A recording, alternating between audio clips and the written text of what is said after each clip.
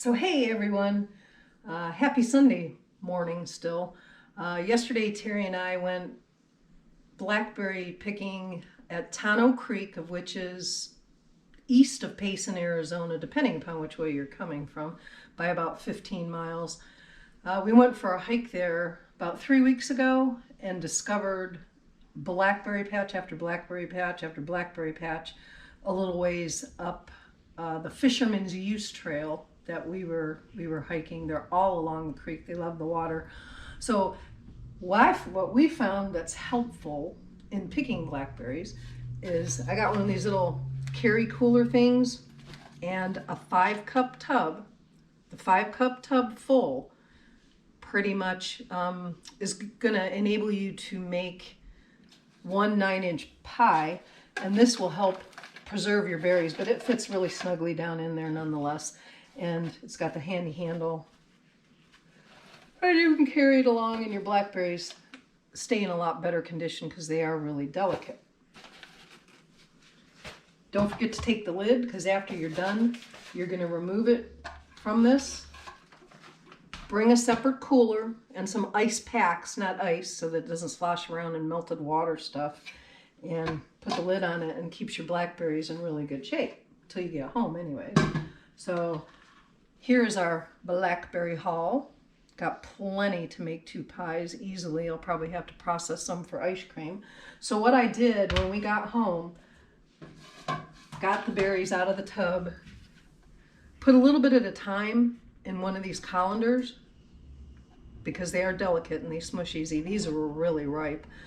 And just rinse it gently in water. And then what I did after that was they're not here, but anyways, I put the berries spread out on like triple or quadruple layer paper towels to get the excess water that I just used rinsing them off of them, so you don't have to go like this and shake them and beat them up.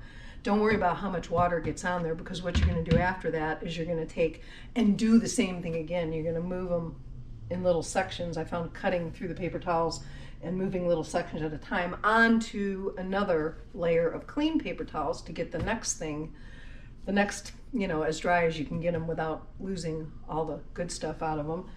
So then I put them in a big tub like this overnight in the refrigerator, open, so it would let even more of the excess water evaporate off of them and leave all the good stuff in the juice ready to go for pie making. So what I did was slope this tub forward, took some of the berries out to see carefully, they're very delicate. The less you beat them up, the better off you are, to see how much liquid was actually coming off the berries so far. And it's not a ton, so we got a lot of the good stuff still holding on in there. And I'm going to use the regular amount of flour that I always do, which we'll get into in a little while. I've got my oven preheating to 400 because we're going to blind bake the pie crusts. And what that means, and I buy store-bought pie crusts that are frozen because I'm not that into making pie crust from scratch, and they taste just as good.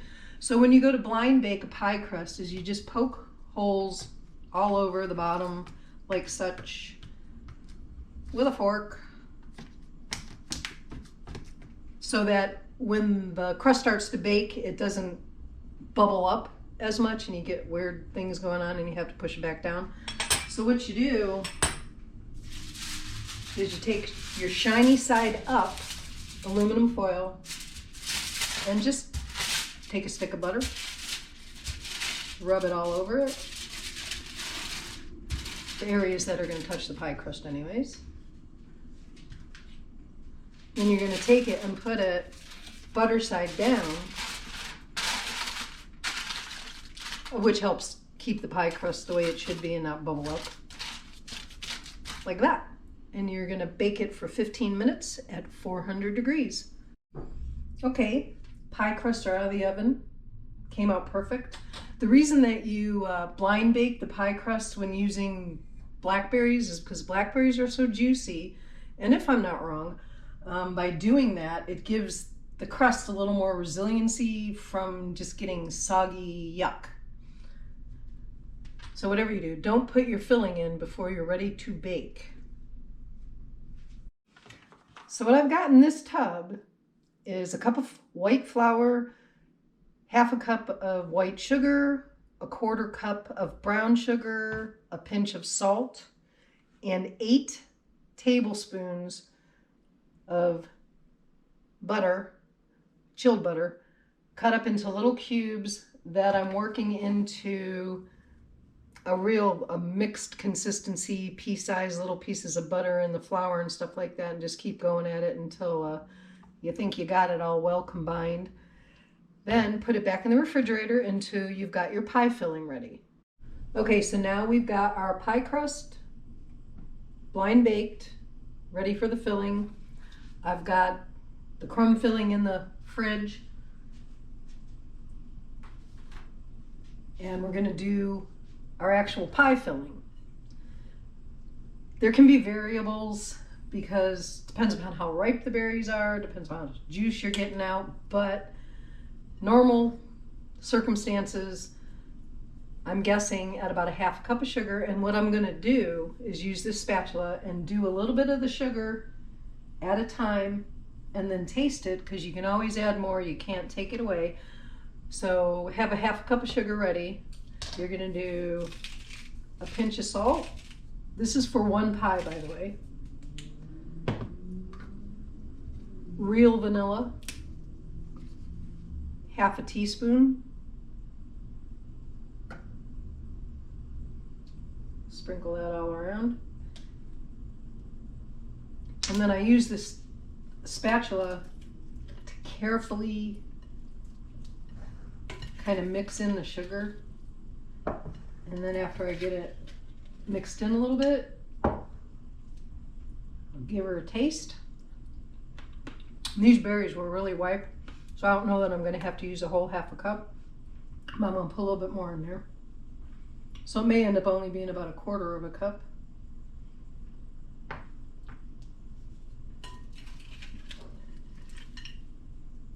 Mix it in carefully some more. And as soon as you start putting sugar on these berries, it's called macerating, and they start letting out juice like crazy. Yum.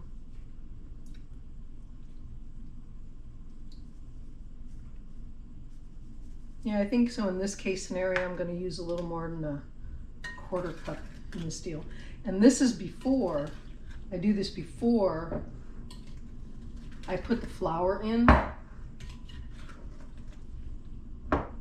for the thickening agent.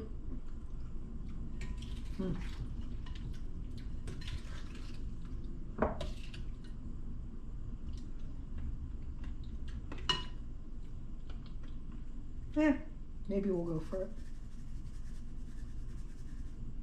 Not quite. That should be good.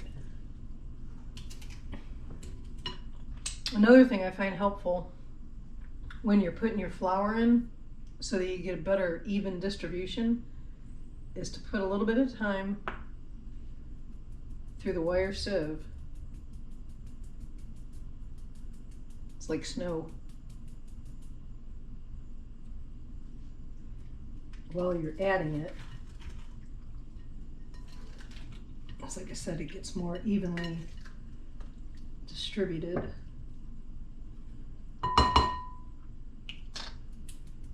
Over your berries, and you don't end up with lumps of stuff. If you ever made homemade gravy, you'll know what lumps of stuff are like. Okay, pies are ready to go. Filling is in. Crumb topping is on. And just a side note, the amount that I told you of stuff with the crumb toppings probably could have topped 3 pies. Kind of close, but whatever. You kind of got to go with the flow, because there's a lot of variables between the juice and the pies, the amount of flour, blah, blah, blah.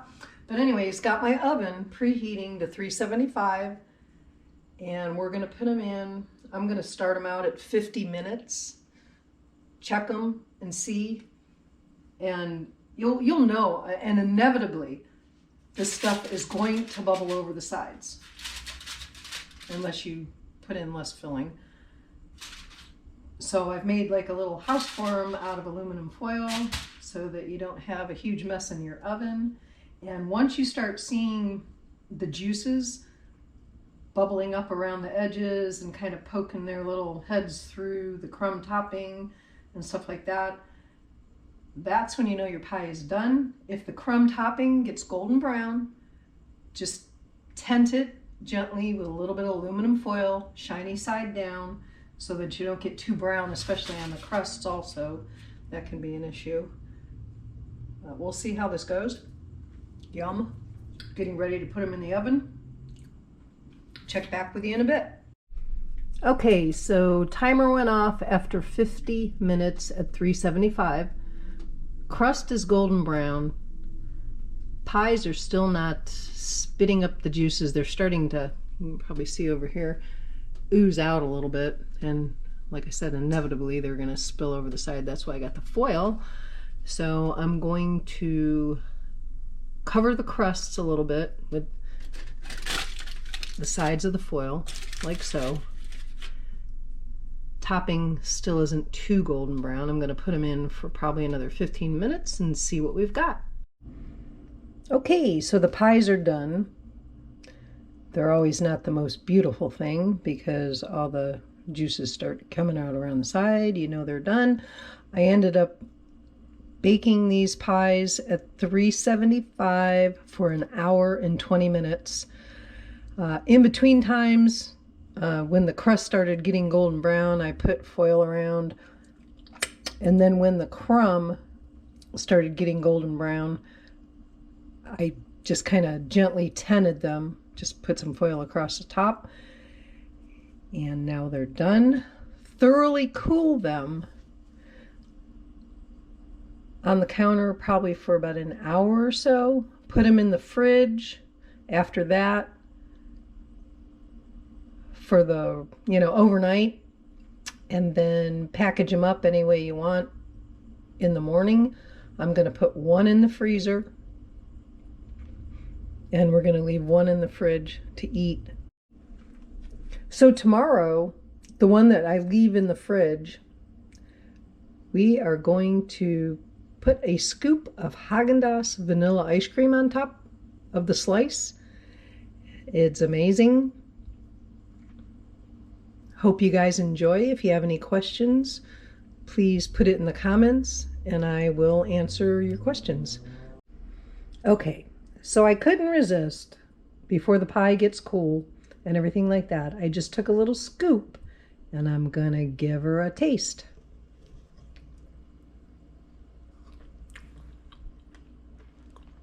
Amazing. Can't wait till it's cold. Put some ice cream on, whipped cream, you're good.